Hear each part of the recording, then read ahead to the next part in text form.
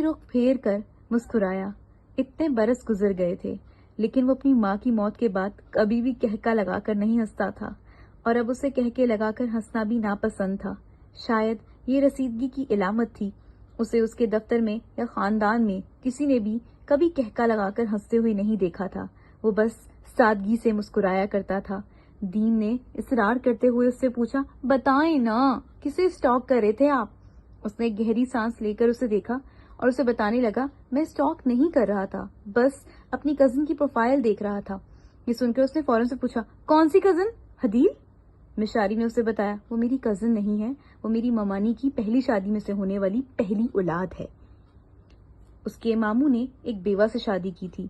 वो अब उसे कह रहा था, मैं तहानी की प्रोफाइल देख रहा था, वो मेरी खाला की बेटी है और वो यहाँ नहीं रहती, वो कनाडा में रहती है। उसे जानबूझकर अपनी दिल की बातें बताया करता था ताकि उसे दोस्ती बनाकर रख सके, और कल को खुदा न ख्वास्ता अगर वो किसी मुश्किल में फंसे तो सबसे पहले अपने भाई से राब्ता करे।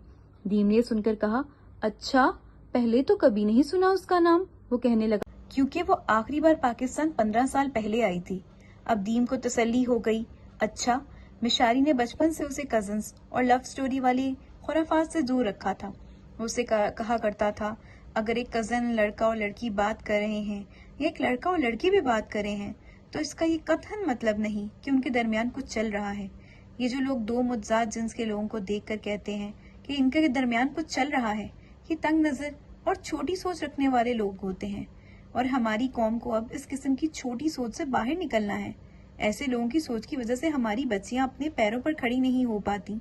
एक लड़का और एक लड़की एक दूसरे को पसंद कर सकते हैं, इसमें कोई कबाहत नहीं है, पर इसका ये मतलब नहीं है कि हम उनके लिए चक्कर और मुआशके जैसे घटिया अल्फाज इस्तेमाल करें।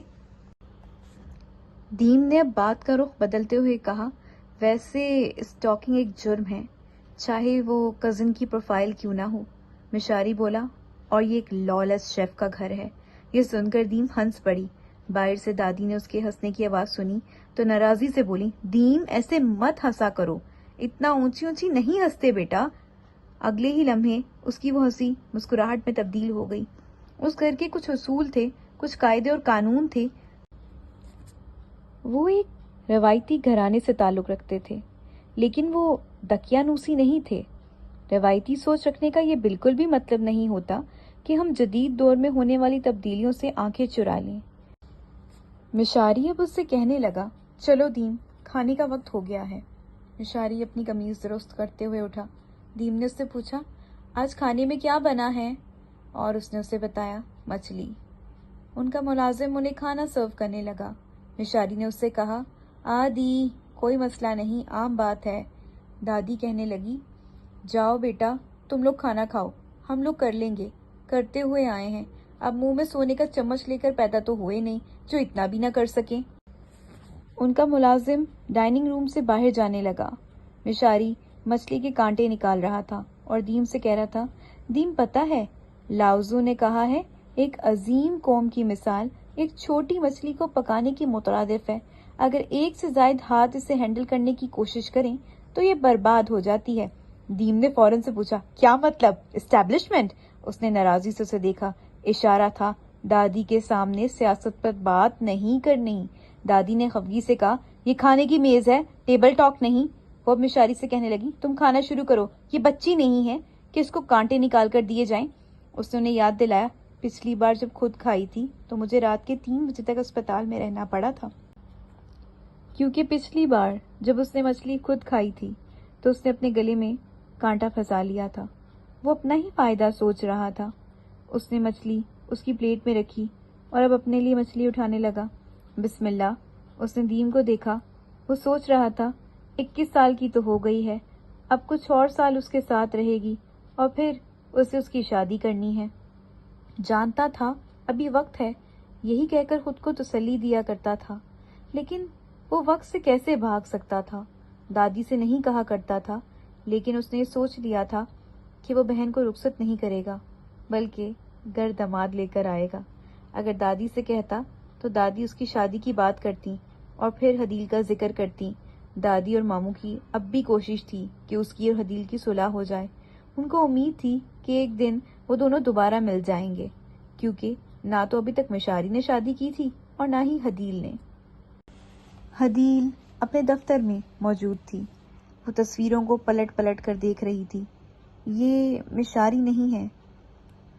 ان تصویروں میں وہ اس کا چہرہ ٹھیک طرح سے دیکھ نہیں پا رہی تھی۔ اس نے سیاہ پی کیپ اور ماسک پہنا ہوا تھا۔ وہ کہنے لگی، عورت اپنے محبوب کو یوں پہچان سکتی ہے جیسے ملاح کھلے سمندر کو۔ اس نے ان تصویروں کو میز پر رکھ دیا۔ اگر مشاری سمارٹ اسکوئرل ہے تو وہ میری مدد کیوں نہیں کرنا چاہتا؟ اس کے پاس اپنا انتقام لینے کا یہ سنہری موقع ہے۔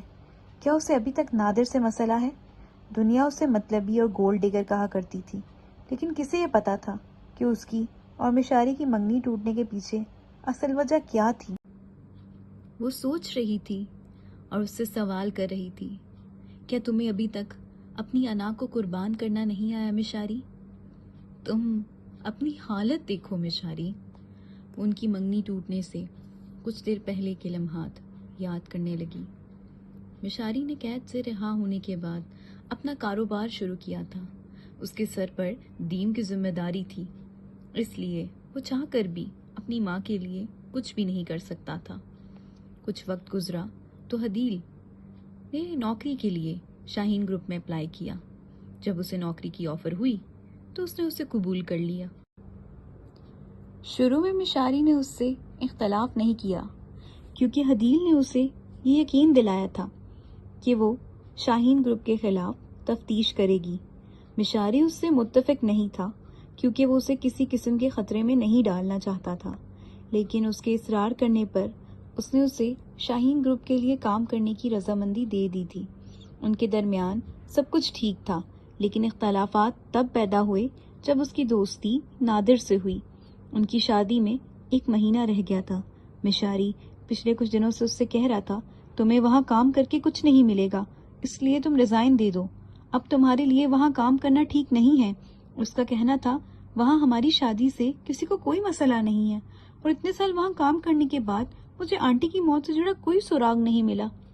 جب مشاری نے اس کے یہ الفاظ سنے تو وہ بھڑک گیا، تم کہنا کیا چاہتی ہو؟ حدیل اسے سمجھانے لگی، مجھے یہ لگتا ہے کہ شاید آنٹی کی موت۔ مشاری نے غصے سے اس کی آنکھوں میں دیکھتے ہوئے پوچھا، کیا؟ اور حدیل کے الفاظ اس کے لبوں پر آتے آتے دم توڑ گئے۔